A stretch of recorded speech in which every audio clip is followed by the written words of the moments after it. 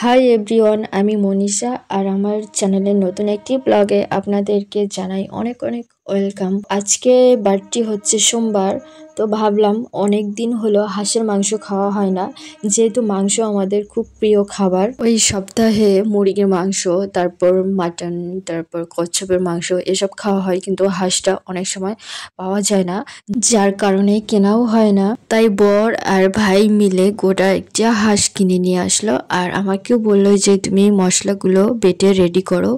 তো আমি এদিকে মশলাগুলো বেটে রেখেছিলাম আর ভাই হাঁসটা কেটে বেছে ধুয়ে এনে দিল।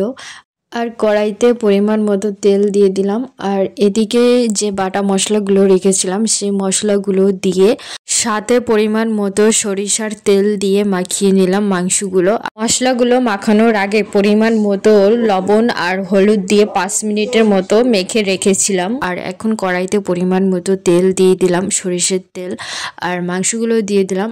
আগেই হয়তো আপনারা দেখতে পেয়েছেন গোটা শুকনো লঙ্কার পরিমাণ আমি অনেকটাই বেশি দিয়েছি, কারণ আমরা ঝাল খেতে খুব পছন্দ করি। আর হাঁসের মাংসতে যতটা ঝাল আর পরিমাণ মতো লবণ হবে, মানে টান ঝাল টান লবণ যতটা হবে ততটাই হাঁসের মাংস খেতে খুব স্বাদ হবে। আর মশলা মাখানো মাংসগুলো তেলে দেওয়ার পরে আমি 5 মিনিটের মতো ঢেকে রান্না করলাম। আর এখানে দেখতে পেয়েছেন অনেকটাই জল বেরিয়েছে মাংস থেকে আর তেল, তো মাংসটা অনেক তেল হয়েছিল। আর এখন এই জল আর তেল দিয়ে পুরোটা আমি মাংস কষিয়ে নেব। আর হাঁসের মাংস যত কষানো হবে আর রান্নাটাও তত ভালো হবে আর এর স্বাদ আরো দ্বিগুণ বেড়ে যাবে। আচ্ছা, আমাদের মতো কি আপনাদের হাঁসের মাংস খেতে খুব ভালো লাগে বা পছন্দ? তাহলে অবশ্যই কমেন্ট করতে ভুলবেন না, কমেন্ট করে জানাবেন আমার হাঁসের মাংসটা রান্না কেমন হচ্ছে।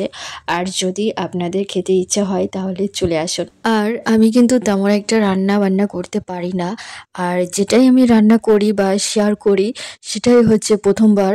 আর আমার মা যখন রান্না করতো তখন দেখতাম আর দেখে দেখে এতটুকু শেখা আর ট্রাই করা। তো কথা বলতে বলতে মাংসটা কষানো হয়ে গেছে আর আগের থেকেই ভেজে রেখেছিলাম কয়েক পিস আলু, তো এখন সেই আলুগুলো মাংসের সঙ্গে অ্যাড করে দিলাম।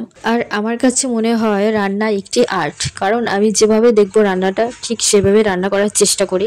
তো যাই হোক, এখন পরিমাণ মতো জল দিয়ে দিয়েছি আর জালটাও বাড়িয়ে দিয়েছি আর মাংসটা অলরেডি রান্না আমার হয়ে গেছে। আর গোটা গরম মশলা বেটে রেখেছিলাম সেটা অ্যাড করে নামিয়ে নিলাম। মাংসটা দেখে মনে হচ্ছে খুব ভালো হয়েছে, তো নিজে রান্না করে নিজে প্রশংসা করছি, তো আদৌ জানি না কেমন হয়েছে। আর আমার কাছে গরম মাংসের সঙ্গে গরম গরম ভাত খেতে খুব খুব ভালো লাগে। আচ্ছা, আপনাদের কেমন লাগে কমেন্ট করে জানাবেন, আর ভালো লাগলে লাইক কমেন্ট শেয়ার করতে ভুলবেন না। আর আজকে এখানেই বিদায় নিচ্ছি, আশা করি সবাই খুব ভালো থাকবেন আর দেখা হবে নেক্সট কোনো একটা ব্লগে। টাটা।